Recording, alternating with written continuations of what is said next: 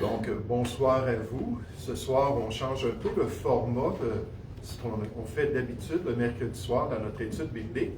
Et donc, ça va être filmé pour que vous puissiez voir la présentation seulement ici à l'écran et non pas moi qui va être en train de l'enseigner, mais je vais m'assurer que vous puissiez bien l'entendre. Donc, j'espère que ça va être une étude qui va vous édifier ce soir. Bonsoir à vous tous. Ce soir, dans notre étude biblique, nous allons faire des choses un peu différemment. J'aimerais vous présenter ce soir des principes bibliques pour la conduite dans l'Église de Dieu. Des principes bibliques alors que Dieu présente ses standards pour l'Assemblée chrétienne. Et nécessairement, quand on parle de principes bibliques, on sait que les principes sont inspirés de Dieu et sont autoritaires pour nous, mais l'application que chacun en fait, ça va varier d'une personne à une autre. C'est là qu'on a besoin de tolérance les uns envers les autres et de respect envers les autres. Et on est libre nécessairement de pratiquer ces choses-là, surtout un sujet comme celui de ce soir. J'aimerais vous parler de l'habillement de la femme dans l'Église de Dieu. L'habillement de la femme, il y a 3 passages qui nous parlent de l'apparence de la femme dans l'Église de Dieu. Premièrement, il y a dans 1 Corinthiens chapitre 11. Ensuite, il y a dans 1 Timothée chapitre 2. Et c'est ce qu'on va regarder ce soir. Et ceux qui disent « Ah, mais je me souviens, tu l'as déjà enseigné ici dans le passé. » Effectivement, il y a quelques années de cela. Puis ensuite, il y a 1 Pierre chapitre 3 qui donne des règles générales pour l'apparence d'une chrétienne qui veut glorifier le Seigneur. Donc, l'habillement de la femme dans l'Église de Dieu. Lorsque la femme chrétienne vient visiter l'assemblée locale, il y a une manière de se conduire pour elle, envers les autres croyants, envers l'Église de Jésus-Christ et envers son Dieu. C'est ce que la parole de Dieu nous dit dans 1 Timothée chapitre 3 au verset 14. On nous dit qu'il y a une manière de se conduire dans l'Église de Dieu, la colonne et l'appui de la vérité. Et là, on nous présente cette manière-là pour l'habillement de la femme. Je vous invite ce soir à chercher 1 Timothée chapitre 2 à partir du verset 9. 1 Timothée chapitre 2 à partir du verset 9. Le Saint-Esprit de Dieu spécifie cette instruction-là pour la femme dans le contexte de l'Église locale. Il dit « Je veux aussi que les femmes, vêtues d'une manière décente, avec pudeur et modestie, ne se parent ni de tresses, ni d'or, ni de perles, ni d'habits somptueux en contraste avec les femmes de la société grecque, qui étaient extravagantes, mais qu'elles se parent de bonnes œuvres, comme il convient, comme c'est convenable à des femmes qui font profession de servir Dieu. Quand on regarde ces instructions-là pour la femme dans l'Église de Dieu, on voit qu'il y a 4 termes. Il y a 4 expressions dans la langue originale que le Saint-Esprit a utilisées pour guider la femme dans son enseignement. Ces 4 termes-là lui donnent des principes pour pouvoir gérer la manière qu'elle se présente dans l'Église de Dieu.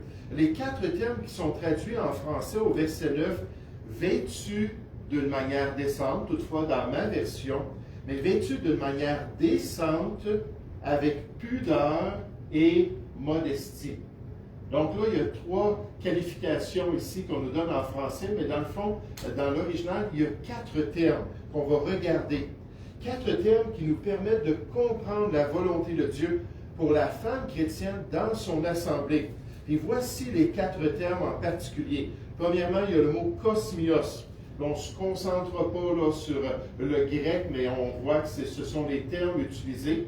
Puis on va voir qu'est-ce qu'il veut dire. Katastolé, eidos, sophosune. Puis on va regarder ces 4 termes-là ce soir pour comprendre la volonté de Dieu concernant l'habillement de la femme dans l'Église de Dieu. Donc, premièrement, alors qu'on pense à ces termes-là, on voit qu'il faut y avoir de l'ordre, s'il vous plaît, dans l'habillement de la femme. Il faut y avoir de l'ordre, et c'est le concept du mot kosmios. C'est ce que ça représente. C'est l'idée que le Saint-Esprit voulait que la femme chrétienne puisse comprendre. Ce mot vient du terme cosmos. Peut-être certains d'entre vous avaient déjà entendu l'expression cosmos qui parle de la création, qui parle de l'univers, la nature que Dieu a fait. Et c'est un terme qui parle de l'ordre et de la structure qui se trouve dans le monde que Dieu a créé. Et naturellement, Dieu a créé un monde très, très structuré et ordonné parce qu'il n'est pas, d'après 1 Corinthiens 14, 33, un Dieu de désordre. Mais bien au contraire, il est un Dieu minutieux, puis un Dieu de structure. Et là, il se tourne vers la femme et il dit, je veux que toi aussi, dans ton habillement, tu puisses me refléter en tant que ton Créateur et en tant que ton Dieu, que tu puisses honorer la beauté de la création que j'ai faite autour de moi. Ce mot décrit ce qui est ordonné, ou quand il était utilisé pour parler de l'esthétique, ça veut dire ce qui est bien décoré ou bien agencé. Être en mesure de bien se présenter devant les autres. Être en mesure d'avoir une beauté dans les vêtements qu'on a. Comme Dieu a une beauté extraordinaire dans la création qui nous entoure. Et ce mot nécessairement s'élève contre un stéréotype qu'il y a quant à la religion, et je dis ça entre guillemets, chrétienne. Un stéréotype que certains ont concernant ce qui est spirituel, ce qui est pur et saint devant Dieu. On va parler de l'habillement de la femme chrétienne en parlant de sa pauvreté, en parlant peut-être de sa simplicité, en parlant d'une sobriété extrême. Mais ici, ce terme-là parle totalement du contraire. Non pas à ce qu'elle soit extravagante comme les femmes grecques, on l'a vu, là. Mettez pas toutes ces choses-là sur vous, là, comme les femmes de l'époque, quand elles sortaient, je vous dis, ça ressemblait à un sapin de Noël. Il y avait tellement de couleurs, c'était tellement frappant.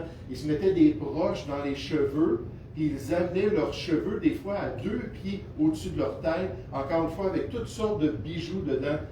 Ça, c'est l'autre extrême. Mais là, on nous parle de bien s'agencer, de bien organiser nos choses. Le commentateur Robertson dit le mot cosmios se trouve seulement ici dans le Nouveau Testament. Le Saint-Esprit l'a utilisé seulement pour parler de l'habillement de la femme. Il est un ancien mot venant de cosmos qui dénote de l'ordre et du bon goût. Dieu veut que la femme chrétienne le glorifie en s'agençant, en se présentant d'une manière qui est équilibrée, d'une manière qui est jolie nécessairement. Le commentateur Albert Barnes dit « Le mot traduit par modeste, kosmios, est lié en réalité à l'ornement et à la décoration. » C'est un mot qui parlait d'esthétique. Il signifie ce qui est bien ordonné, bien décoré et de bon goût. Le sens dans ce passage, ici dans notre texte, 1 Timothée chapitre 2, est que les vêtements des femmes devraient être de bon goût ou appropriés. Le mot utilisé ici, kosmios, démontre qu'il devrait y avoir une attention particulière dans l'habillement de la femme, afin qu'il soit vraiment adéquat, sur mesure et bien décoré.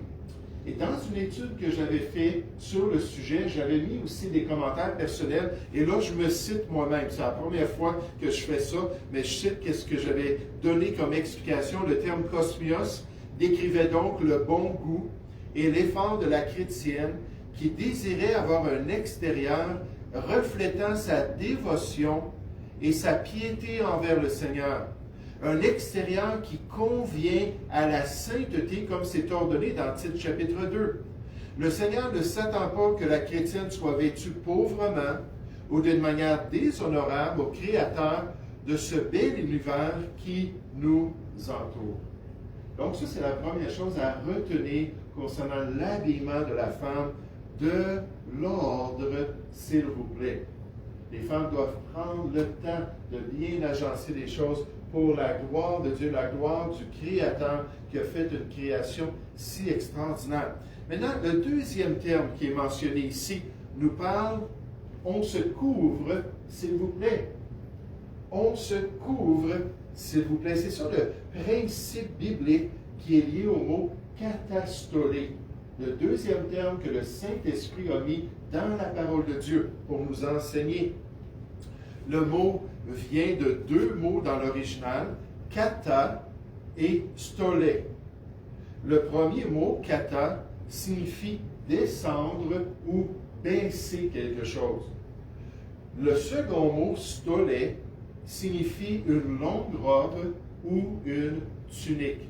Nécessairement dans les temps bibliques, avant le 13e siècle de notre ère, les femmes dans beaucoup de pays, comme au Moyen-Orient, et les hommes portaient des tuniques. Souvent, la seule distinction entre les deux, c'était la longueur. Les femmes avaient tendance à avoir une tunique un peu plus longue et elle avait certaines décorations sur la tunique pour que ça soit délicat et que ça montre que ce soit féminin. Donc, il y avait une distinction à cet égard. Mais puisque les gens portaient des robes ou des tuniques, ce n'était pas toujours pratique. Imaginez quelqu'un qui s'en allait travailler dans son champ, ou quelqu'un qui allait, un charpentier qui allait construire quelque chose, ou un soldat qui s'en allait à la guerre. Et ce que les gens de l'époque faisaient, c'est qu'ils prenaient la robe ou la tunique, puis ils venaient rentrer ça dans leur ceinture, ils saignaient leur tunique dans la ceinture. Et là, ça leur permettait de pouvoir travailler en relevant leur tunique, ça leur donnait plus de liberté. Et nécessairement, des femmes aussi qui travaillaient dans leur maisonnée, et qui faisaient différentes choses, faisaient la même chose. Là, on parle à l'Église de Dieu. Là, ce que le mot veut dire, c'est « garde donc tes jambes couvertes ». Si on lève une jupe ou si on lève une robe, qu'est-ce qui va paraître? C'est les jambes de la femme, n'est-ce pas? Là, c'est l'idée de se couvrir.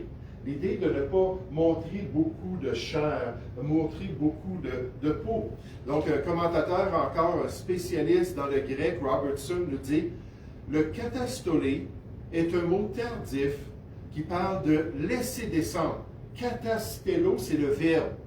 Laisser descendre le vêtement ou la tunique. Tu viens à l'Église de Dieu. Tu viens te présenter au milieu des chrétiens. Tu veux qu'ensemble, on s'élève comme une maison spirituelle. Tu ne vas pas révéler tes chambres, tu ne vas pas révéler ton corps. Laisse donc ton corps couvert.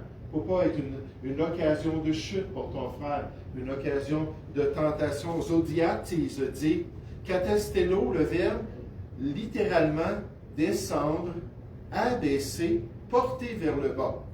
Katastolé, le nom, l'idée de descendre le vêtement. Assure-toi d'être modeste. Assure-toi de couvrir ton corps lorsque tu vas dans l'Église de Dieu. Le lexique de Teilhard dit katastolé, proprement l'idée d'abaisser, de descendre. Ainsi, dans le grec du Nouveau Testament, à 2 reprises, descendre un vêtement, une robe ou une tunique, le laisser descendu. Donc, ne pas révéler notre corps. Là, déjà, on peut penser à l'été, n'est-ce pas? Puis des fois, il y a des chrétiennes qui viennent, puis ils portent des petites jupes, puis on voit beaucoup de chair. Mais là, il faut que ces dames-là se posent la question, est-ce que je suis en train d'appliquer finalement ce que Dieu veut pour moi? Ce qu'il veut que j'accomplisse en tant que chrétienne pieuse, qui veut glorifier le Seigneur et qui veut être une bénédiction. Dans mes notes, on dit, ainsi la femme chrétienne doit comprendre que le Seigneur ne veut pas un habillement révélateur dans sa maison parce que c'est la maison de Dieu, c'est lui qui fait les règles dans sa maison, nécessairement dans son Église, mais plutôt un vêtement qui couvre son corps et en particulier qui cache ses jambes.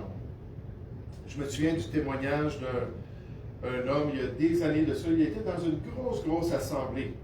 Puis il avait été diacre pendant des années, puis une des tâches qu'on lui avait remises, c'était de ramasser les offrandes. Puis à un moment donné, il a donné sa démission. Le pasteur lui a demandé pourquoi, après toutes ces années-là, il dit, je suis obligé de démissionner parce que je ne peux pas me sentir bien en écoutant la parole de Dieu. Il dit, comment se fait-il? Il dit, alors que je descends dans les allées, je vois le corps de ces femmes-là, puis ça me trouble parce que ça m'intrigue, ça m'intéresse. Je sais que c'est pas bien.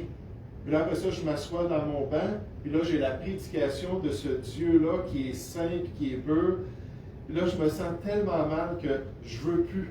Je veux plus voir, puis je veux pouvoir être spirituel, puis accomplir la volonté de Dieu. Puis le pasteur, nécessairement étant un homme, comprenait très bien le dilemme de cet homme-là. Mais donc, on doit juste faire attention. Donc, de l'ordre, s'il vous plaît. C'est ce que le Saint-Esprit de Dieu demande aux chrétiennes, d'être bien agencé, que ce soit beau comme une belle pétale, ou comme une belle fleur, ou comme un beau perroquet, tous les beaux agencements de la création de Dieu. Deuxièmement, on se couvre, qu'on puisse couvrir notre corps pour ne pas être une occasion de chute pour les autres. Et là, c'est à chaque femme à déterminer ces choses-là, et peut-être avec l'aide de son mari. Si la femme elle a un mari, tout ça, qui pourrait l'aider à voir qu'est-ce qui est propice. Mais dans l'Église chrétienne, alors qu'on considère ce que le Saint-Esprit a révélé ici, on voit ici qu'il faut avoir un peu de honte, s'il vous plaît. Un peu de honte, s'il vous plaît. Ça, c'est le concept de notre troisième terme inspiré de Dieu ici dans notre texte. Ça parle d'une sensibilité. Ça parle d'un désir de ne pas offenser, un désir de ne pas être une occasion de chute, de ne pas attirer les désirs des autres. Ce mot vient de l'idée de baisser les yeux. Littéralement, c'est ce que ça veut dire ici. Baisser nos yeux en parlant d'humilité, nécessairement en parlant de sensibilité. C'est l'expression biblique traduite par le mot pudeur dans le texte. Je ne sais pas si vous vous rappelez dans 1 Timothée 2 au verset 9, qu'elle soit vêtue de manière modeste avec pudeur et modestie. Et là, le mot pudeur reflète ce terme-là ici. Et nécessairement, si vous connaissez un peu la langue française, vous savez que la pudeur, c'est une forme de honte. La pudeur, c'est un regret. La pudeur, c'est une sensation du cœur qui dit « Oh, il ne faut pas que j'agisse comme ça et je vais faire des efforts pour ne pas être une occasion de chute. » Les commentateurs Jameson, Fawcett et Brown ont dit concernant cette expression « eidos » dans l'original. Ils ont dit Trench, un autre commentateur, décrit ce mot avec sa vraie dérivation, la promptitude de la honte, ce qui se produit rapidement avec une honte qui est honorable, une honte qui est en accord avec la volonté de Dieu. Le lexique ou le dictionnaire grec nous dit concernant ce mot, eidos, c'est dit une sensation de honte, le reflet de la honte comme conséquence de mauvaises actions. Et comme c'est agréable, n'est-ce pas, quand quelqu'un vient nous voir et dit « Hey, j'ai parlé de telle et telle manière, franchement, c'était pas bien ça. Je le regrette tellement d'avoir parlé comme ça. » Wow! C'est merveilleux quand l'Esprit de Dieu amène une personne à avoir une telle sensation de regret pour ensuite se rétablir nécessairement. Mais juste être capable d'être honnête et le dire comme ça devant Dieu. Mais là, on parle de la femme avec son habillement et avec les effets qu'elle peut avoir sur les gens, les chrétiens dans l'Église de Jésus-Christ. Encore Zodiatis a dit « eidos », une répugnance morale d'un acte déshonorant et d'une mode non propice. Donc, une dame qui vient à l'Assemblée et elle s'aperçoit qu'elle a des commentaires des autres dames de l'Assemblée, que vraiment elle a choqué les gens, elle était trop révélatrice dans sa manière de se présenter, peut-être c'était trop moulant, peut-être c'était trop court, peu importe le contexte. Là, elle voit ça et elle dit « Wow, je vais changer. Je ne ferai pas ça la prochaine fois. » Je me souviens d'un de mes amis pasteurs, il est défunt aujourd'hui. Il est passé dans le royaume de Dieu, mais il avait dit qu'il y avait une famille qui était venue à leur assemblée, puis c'était une mère avec son adolescente. Et l'adolescente était rendue à un certain âge, elle était quand même assez bien développée, mais elle était habillée un peu comme si elle s'en allait dans un club le soir. C'était très, très révélateur. Et là, il leur a demandé s'il pouvait, avec son épouse, parler avec eux, puis avec elle, pardon, puis ils ont dit oui, certainement, puis ils ont juste révélé que dans l'Église de Dieu, on devrait chercher à respecter les autres, puis à peut-être faire attention comment est-ce qu'on s'habille. Puis elle est devenue toute rouge, l'adolescente. Et lui, il disait, elle va réagir. Elle va être sa défensive. Elle va dire, je ne reviens plus jamais ici. Mais c'était la deuxième fois qu'elle venait, d'accord? Il n'a pas fait ça la première fois, il espérait que ça s'améliorait. Elle est revenue un autre dimanche, pas mal de la même manière. Donc là, c'est là qu'il l'a juste confronté. Et elle a dit, pasteur, je suis tellement désolé. Je ne réalisais pas que ça pouvait affecter les gens. Là, sa mère la regardait en hochant la tête. Non, je te l'avais dit, ma fille, je te l'avais dit. Puis là, elle est revenue, elle est allée s'acheter des vêtements. Elle n'avait même pas personnellement des vêtements là, plus conservateurs et modestes. Elle est allée s'acheter quelques vêtements, puis elle est revenue. Puis elle a continué à grandir dans les voies du Seigneur. Tout ça. Pourquoi? Parce qu'elle était sensible. Deux commentateurs disent concernant le mot, cette remarque ici ne fait pas référence uniquement au fait de ne pas susciter les désirs des hommes, mais c'est sous-entendu. Mais aussi et surtout au fait d'être simple, modeste, de faire preuve de discernement et de ne pas se parader. Dans le cas de l'Église d'Éphèse, il se pourrait bien que les chrétiens associaient ce style aux prostituées du temple.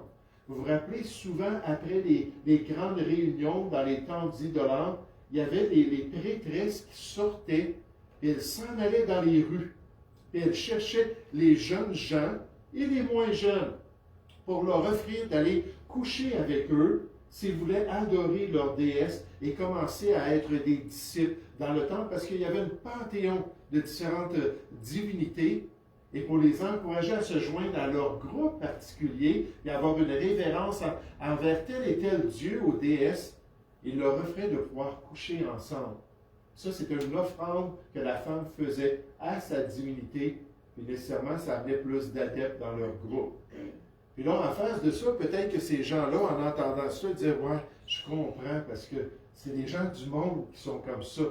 C'est les païens qui ne connaissent pas Dieu, qui vont s'habiller comme ça, qui vont avoir la mise de la prostitution, on nous dit dans Proverbes chapitre 7. Donc les chrétiens devraient prendre garde que la culture païenne ne déteigne pas sur la vie de l'Église de Christ. Puis moi, je rajoute, l'idée de ce terme par rapport à l'habillement dans l'Église est le concept de la honte d'une femme lorsqu'elle ne s'habille pas convenablement. Et est-ce que c'est mieux d'avoir honte devant le miroir à la maison ou d'avoir honte pendant qu'on est à l'assemblée? Mon pasteur disait toujours, avant de sortir de la maison, allez regarder dans le miroir. Qu'est-ce qu'on voit quand on vous voit? Est-ce qu'on voit votre visage? Est-ce qu'on voit votre joie dans le Seigneur? Est-ce qu'on voit votre désir d'être un encouragement pour le peuple de Dieu? Ou est-ce que vous êtes en train de rehausser vos charmes? Parce que c'est presque impossible de les cacher complètement, nos charmes. C'est normal. Il ne faut pas les rehausser non plus. C'est la pensée qu'une chrétienne devrait avoir honte de s'habiller pour attirer les regards sur son corps et sur ses formes. Et comme c'est triste, n'est-ce pas, lorsqu'on voit des personnes qui disaient être chrétiennes, qui disaient connaître le Seigneur, qui étaient dans les églises chrétiennes, puis là, à un moment donné, ils quittent l'Église, puis là, ils disent qu'ils ne croient plus en Dieu. Et une des premières choses qui change, c'est quoi? Leur apparence. Leur apparence qui devient vraiment frappant, parce que c'est totalement différent de ce qu'elle pratiquait avant. C'est le monde. C'est d'attirer les regards sur son corps et sur ses formes. La honte d'exciter le désir des hommes dans l'assemblée de Dieu par un habillement trop révélateur et sensuel. La Bible dit dans Romains 14 au verset 13 de veiller à ne pas être une occasion de chute pour les autres. Si les dames comprennent que les hommes sont faibles et qu'ils ont de la difficulté avec ce qui frappe leurs yeux, mais elles vont faire attention pour s'assurer de glorifier le Seigneur en le faisant. Ô de l'ordre, s'il vous plaît, qu'on soit soigneux. Et à plusieurs reprises, j'ai remercié des gens lorsque je voyais les familles arriver, ils avaient tous pris le temps de se préparer pour venir à l'Assemblée de Dieu. C'est pas qu'ils devaient suivre mes standards ou quoi que ce soit, mais je voyais là, c'était important pour eux, l'Église de Dieu. Je les remerciais de pouvoir le faire. Mais il faut de l'ordre pour la chrétienne. On se couvre. Laisse ton corps caché. C'est pas pour ça qu'on vient à l'Église, pour voir ton corps. On vient à l'Église pour adorer le Seigneur et s'encourager mutuellement. Ensuite, troisième terme, un peu de honte. Sophrosoune. Un peu de honte, un peu de sensibilité pour s'assurer de bien se comporter. Et dernièrement, le Saint-Esprit nous parle d'un peu de maîtrise. Ou un peu de maîtrise, j'aurais dû dire, de soi. Un peu de maîtrise de soi. Alors là, j'avais inversé les mots tout à l'heure. Voilà l'application de notre dernier terme.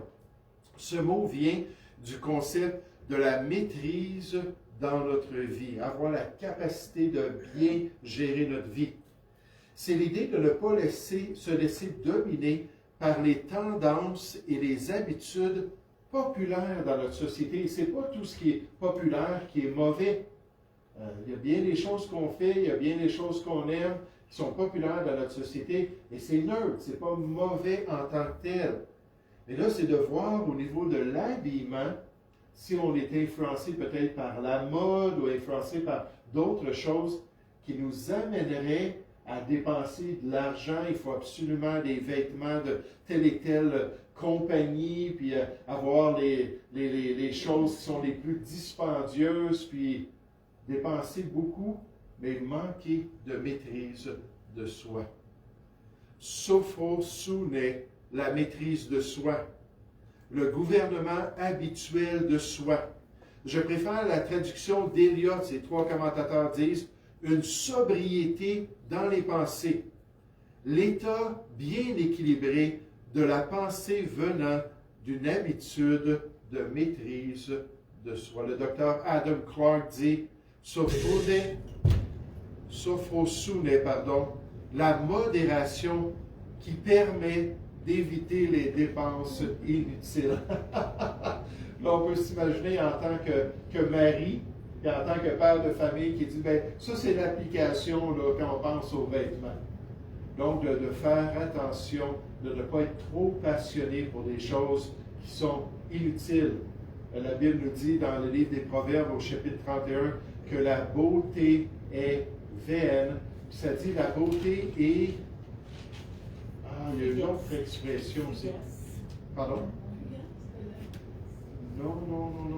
Mais il y a deux expressions qui parlent de l'apparence de la femme, puis on nous dit que... La grâce est trompeuse, il y a la beauté est vaine. D'accord. Donc ici, dans le contexte de cet habillement-là ou cette présentation-là. Donc il nous dit, faisons bien attention. Encore une fois, un autre expert nous dit, quelqu'un avec un bon esprit, il est sain d'esprit, tempéré, esprit sobre, modération des désirs, des passions ou de la conduite. Et comme application, ce terme décrit la maîtrise de soi dans les dépenses pour être à la mode. Il encourage la manifestation de la parure intérieure du corps, comme nous le dit 1 Pierre, chapitre 3, verset 4, qui est d'un grand prix devant Dieu, comme étant l'attrait le plus prioritaire dans la vie de la femme chrétienne. Et si elle veut investir dans quelque chose, qu'elle investisse dans sa relation avec Dieu, pour pouvoir de plus en plus le représenter d'une manière qui glorifie le Seigneur. 4 termes qui sont utilisés ici dans notre passage concernant l'habillement de la femme. Premièrement, kosmios, qui parle de ce qui est beau, ce qui est ordonné, ce qui est honorable, la femme qui fait un effort pour bien s'habiller. Deuxièmement, katastolé, couvrir ou cacher ses charmes, s'assurer de ne pas trop montrer de sa chair pour ne pas être une occasion de chute. Eidos, avoir honte, se sentir coupable si on n'a pas pris le temps de s'assurer d'être bien habillé pour la gloire de Dieu, puis dernièrement, avoir de la maîtrise de soi. Un tout petit passage où le Saint-Esprit a poussé l'apôtre Paul à dire, et écoutez, surtout dans la société où ils habitaient à cette époque, écoutez, les femmes, soyez donc différentes. Assurez-vous de ne pas être conforme au siècle présent, puis assurez-vous d'être une bénédiction dans l'Église de Jésus. Merci beaucoup pour votre attention. Comme ça, on va compléter cela ainsi, puis on va aller prendre notre temps dans la prière, que le Seigneur puisse vraiment guider son Église dans toutes ses pratiques.